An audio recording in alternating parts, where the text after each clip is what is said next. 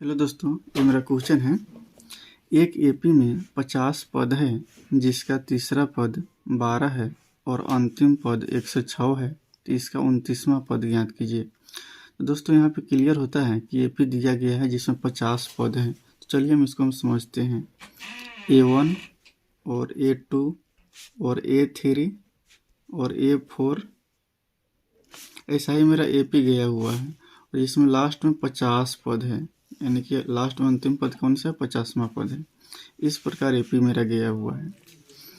कहता है जिसका तीसरा पद 12 है। ये तीसरा पद कितना है दोस्तों? ये 12 है और अंतिम पद 106 है। ये 50 नंबर है जो अंतिम हिंट तो है, तो 50वां पद 106 हो गया दोस्तों।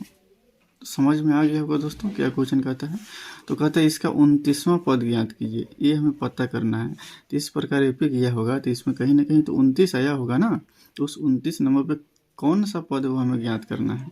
चलिए दोस्तों, क्वेश्चन को हम काफ़ी इजी तरीके से हम सॉल्व करेंगे। मेरा तीसरा पद है, यहाँ पे लिखेंगे दिया है तीसरा पद, यानी कि A3 क्या दिया गया है? 12 दिया गया है। A3 का फॉर्मूला होता है A+2D बराबर 12। इसको हम समीकरण हम 1 मान लेते हैं। और दोस्तों 50वां पद 106 है। क्या है? 50वां पद। यहाँ पे हम लिखेंगे पुनः A50 बराबर 106 हो गया।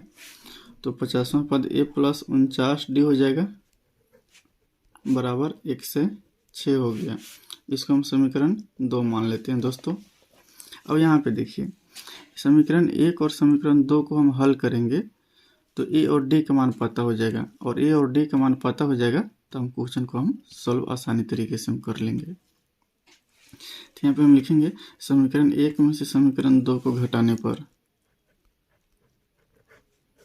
समीकरण 1 में से समीकरण 2 को घटाने पर, ये मेरा दोस्तों हम घटाएंगे A+2D। तो यहाँ पे हम लिखेंगे A+2D बराबर 12 और समीकरण 2 क्या है? A+49D, A+49D बराबर 106। ये हो गया दोस्तों। अब हम इसको घटाएंगे। चलिए हम घटाते हैं। तो घटाओ में तो चिन्ह बदल जाता है। ये प्लस का है तो माइनस का हो जाएगा, ये प्लस का है तो माइनस का हो जाएगा, ये भी प्लस का है तो माइनस का हो जाएगा। ये तो कैंसिल हो गया। और 49D माइनस में है और 2D प्लस में है, तो 49 में से 2 घटेगा तो 47D माइनस में हो जाएगा। 106 में से 12 को हम घटा देंगे और माइनस का चिन्ह लगेगा। देखिए हम इसको हम घटाते हैं। चलिए हम ऐसे हम घटा देते हैं, आपको इजी तरीके से समझ में आ जाएगा। 6 में से 2 घटेगा तो 4 हो जाएगा, और 0 है, 0 में से 1 नहीं घटेगा तो 5 ले लेगा 0 तो 10 बन जाएगा, तो 10 में से घटेगा 9 हो जाएगा। दोस्तों ये रफ वर्क है, यहाँ पे लिख दीजिएगा रफ। 94 हो जाएगा, और 94 यहाँ पे माइनस में तो होगा क्योंकि माइनस वाला संख्या बड़ा है। और डी का मान कितना आ जाएगा? माइनस का 94 और 47 इधर गुना में है, -47 तो इधर आएगा तो भाग में हो जाएगा। माइनस से माइनस कट गया और 47 दूना क्या होता है? 94 होता है। तो डी का मान कितना निकल गया मेरे दोस्त? 2 आ गया। ए और डी का मान पता हो गया। तो क्वेश्चन में क्या कहता है? क्वेश्चन में कहता है कि 29वां पद ज्ञात कीजिए। तो हम 29वां पद हम निकालेंगे। तो यहाँ पे लिखेंगे प्रश्न से 29वां पद। तो 29वां पद का क्या फॉर्मूला होता है? 29वां पद का फॉर्मूला होता है, ये हमें तो निकालना है, तो 29वां पद का फॉर्मूला होता है A+28D। जितना रहेगा उससे कम करके डी लगा देना है, A+28D हो जाएगा। तो ए का मान कितना है? ए का मान है, अभी हम निकाले हैं ना, ए का मान यहाँ पे है। वो सॉरी, ए का मान नहीं निकला है, इधर हम ए का मान हम निकाल लेते हैं, इस साइड हम निकाल लेते हैं दोस्तों, कोई दिक्कत नहीं है। तो अब हम डी का मान किसी भी समीकरण में हम रख देंगे, ए और डी किसी भी समीकरण में रख करके हम ए का मान पता कर लेंगे। तो लिखेंगे डी का मान समीकरण 1 में रखने पर, छोटा सा समीकरण होगा उसी में रखिएगा क्योंकि कैलकुलेशन करने में इजी होता है। तो लिखेंगे डी का मान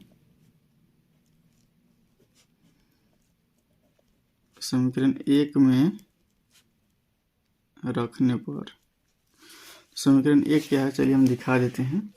समीकरण 1 में रहे a + 2d बराबर 12, तो यहाँ पर हम लिखेंगे a + 2d बराबर 12, तो a + 2 और d का मान है 2 बराबर 12 हो जाएगा। a + 2 दूना 4 बराबर कितना हो जाएगा 12, a बराबर कितना हो जाएगा 12 और 4 इधर प्लस में इधर आएगा तो माइनस में 4 हो जाएगा दोस्तों। तो a का मान कितना निकल गया, 12 में से 4 घटेगा तो 8 हो जाएगा। a का मान कितना निकल कर आ गया 8। इस प्रकार आगे हम देखते हैं। तो a का मान कितना, a का मान है 8 + 28 और d का मान निकल कर आया है 2। तो लिखेंगे 8 और 28 दूना 56 होता है। चलिए इसे हम गुना कर लेते हैं। 2 8 16 के 6 हाथ में 1, 2 दूना 4 1 5, 56 हो गया। तो लिखेंगे 56 और 8 कितना हो जाएगा, 6 8 14 के 4 हाथ में 1 5 और 1 6, 64 आ गया ना। तो ये 29वां पद 64 आ गया। तो यहाँ पे लिखेंगे अतः 29वां पद 64 है। अतः इस एपी का 29वां पद 64 है।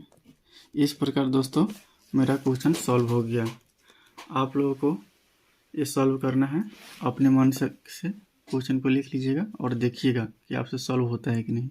दोस्तों काफ़ी अच्छा क्वेश्चन है, इसको समझने की कोशिश कीजिएगा कि क्वेश्चन क्या कह रहा है। क्वेश्चन को एग्जाम में बनाने से पहले क्वेश्चन को 2 से 3 बार पढ़ना है और एक एक स्टेप को ध्यान में रख करके आपको क्वेश्चन को सॉल्व करना है। दोस्तों एग्जाम में आपको 100 में 100 नंबर देगा मैथ में। दोस्तों आज के लिए इतना ही, फिर मिलते हैं नेक्स्ट वीडियो में, तब तक के लिए धन्यवाद।